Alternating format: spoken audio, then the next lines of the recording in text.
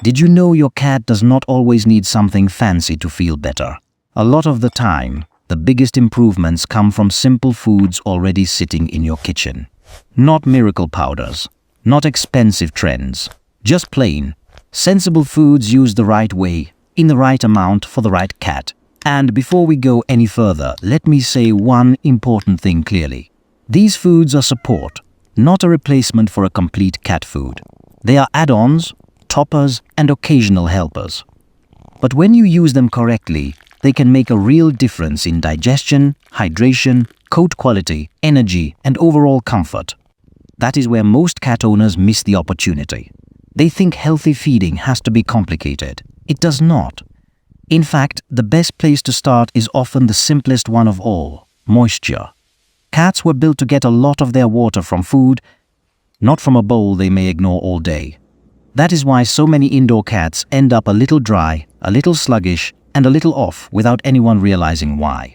A cat that eats more moisture often feels better, moves better, and even has easier litter box habits. One of the easiest ways to support that is with plain sardines packed in water. Not oil, not brine, just water. Cats usually go absolutely crazy for the smell, and there is a good reason for that. Sardines are rich in protein and healthy fats, especially omega-3s, which are known for supporting skin, coat, joints, and general inflammation control. If your cat has a dry coat, flaky skin, or seems a little stiff as they age, a small amount of sardines a couple of times a week can be a very smart move. And the best part is that you do not need much. A little goes a long way. Think of it as a booster, not a meal. Drain it, check the label for added salt, and keep it simple. The goal is to give your cat something nourishing without overwhelming their diet. Then there is broth, not the salty kind from a cube, not soup, not anything with onion or garlic. I mean plain, homemade bone broth made safely, with no seasoning at all. This is one of those foods that sounds almost too simple to matter, but for many cats, it can be a game changer. If your cat is picky, recovering from an upset stomach, not drinking enough, or just needs encouragement to eat, a little warm broth can make food smell more appealing. It also adds fluid in a way many cats accept better than a water bowl. That matters more than people think. A cat who eats a little more moisture may be easier to keep comfortable than a cat who lives on dry food and barely drinks. If you make broth at home, keep it plain and strain it well. No cooked bones left in the bowl, because cooked bones can splinter. No onion, no garlic, no spices, no salt.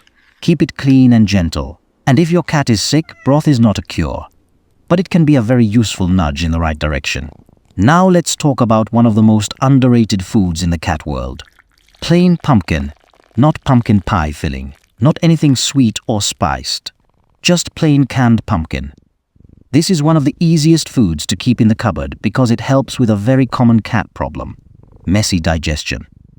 Some cats get a little backed up. Some cats get loose stool. Some cats seem to swing back and forth. Pumpkin is famous for helping smooth that out because it adds fiber in a gentle way. That fiber can help give the stool more structure when things are too loose, and it can also help move things along when your cat is a little too slow. That is why so many cat owners keep coming back to it, start small. A teaspoon is often enough for most cats, and more is not always better. If your cat actually likes it, you may be surprised how easily it mixes into wet food. And that is exactly the point.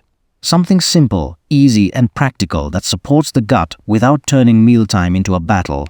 One thing I love about pumpkin is that it is boring in the best possible way. It does not need hype. It just works for a lot of cats. And while we are on the topic of simple foods, let's talk about eggs. A cooked egg is one of the easiest ways to give your cat a little extra animal protein. And for cats, protein matters a lot. They are built for it. Their bodies run on it. It is not a bonus nutrient for them. It is core fuel. A plain scrambled egg or hard-boiled egg chopped into tiny pieces can be a nice little topper or treat. No butter, no salt, no pepper, no cheese. Just the egg, cooked through, plain and simple. A lot of cats like the texture, and many cats who are being a little picky will still eat it because it smells good and feels familiar enough. It is also a helpful option when you want something soft, easy to chew, and gentle on the mouth. That said, keep the portion small. You are not trying to replace their main diet. You are trying to add a little boost without creating a stomach upset. Small amounts a few times a week are usually enough. Now, here is a food that can make a huge difference when a cat just does not seem interested in food at all. Plain cooked chicken or turkey. This may not sound exciting, but for many cats, it is the ultimate comfort food. Simple, warm, soft, and familiar. It is also a great option when you need to tempt a picky eater, help a cat after a stressful day, or offer something gentle if their stomach seems sensitive. The key is to keep it plain. No seasoning, no onion, no garlic, no skin if it is greasy, no bones. Just clean, cooked meat cut into tiny pieces. And if your cat is older, sick, or recovering, a small amount of plain chicken often does more to get them eating than a dozen complicated tricks. Sometimes the best way to help a cat is not to be clever. It is just to offer food that feels safe and smells like real food. Then there is cooked salmon. This is the one many cats will act obsessed with from the very first sniff. And yes, there is a reason for that. Salmon is rich in healthy fats and strong animal protein, which can help support skin, coat, and overall vitality. But again, the rule is simple. Cook it fully. No raw fish, no seasoning, no butter, no garlic, no onion. Remove all bones carefully. Offer only a small amount as an occasional treat. A little salmon now and then can be a lovely topper when you want to encourage eating, especially if your cat is bored with their food.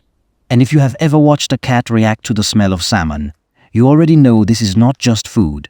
It is an event. Still, be smart about it. Too much fish is not the goal. Variety and moderation matter. Keep it occasional and keep it plain. Now, some cats can also handle a little plain, unsweetened yogurt or kefir. Not all cats. That part matters. A lot of people hear dairy and immediately think bad idea. And for many cats, that instinct is correct. But some fermented dairy products contain less lactose than regular milk. And some cats do fine with a tiny amount. If your cat tolerates it, a spoonful of plain, unsweetened yogurt or kefir can be a nice way to add something different to the bowl. The important part is to watch your cat, not the hype. If it causes loose stool, gas, itching, or vomiting, skip it. If your cat seems fine, it can be an occasional option. But do not force it, and do not assume every cat needs it. Cats are individuals. What works for one may not work for another. And if you are wondering whether a probiotic food is worth trying, this is one gentle place to start, as long as you keep it plain and small. Here is another food that surprises people. Blueberries. No, cats do not need fruit. They are not fruit eaters by nature. But a few cats will nibble at a blueberry, and a tiny amount is usually harmless for healthy cats. They are small, easy to mash, and full of plant compounds that can support general antioxidant intake. Most cats will not go wild for them the way they do for meat, and that is okay. This is not about turning your cat into a fruit lover. It is about having a few harmless extras on hand when you want variety, enrichment, or a fun little treat. If your cat ignores them, no problem. If they lick one, chew one, or play with it like a tiny ball before eating it, that is fine too. The real point is this: not every healthy food has to be the star of the show. Some are just small supportive pieces that fit into a bigger routine. And speaking of simple support, let's not forget about vegetables that cats may actually accept in tiny amounts, especially if they are cooked and mixed into food. A little steamed carrot or a little cooked spinach can sometimes add variety and texture. But here I want to be very clear. Cats do not need vegetables the way humans do. They are not the foundation of feline nutrition. The foundation is animal-based food. Still, if your cat likes a small amount of softly cooked vegetable mixed in, it can add a little fiber and a little interest to the bowl. The big thing is moderation. Tiny amounts only. And if your cat has a sensitive stomach, kidney issues, urinary problems, or a history of crystals, that is a conversation for your vet. The goal is to support your cat, not create a new problem while trying to be healthy. And that brings me to the most important truth in this entire script. The best health food for most cats is not one magical ingredient. It is a pattern of clean protein, a pattern of enough moisture, A pattern of small, safe extras used wisely. A pattern of paying attention before problems get big.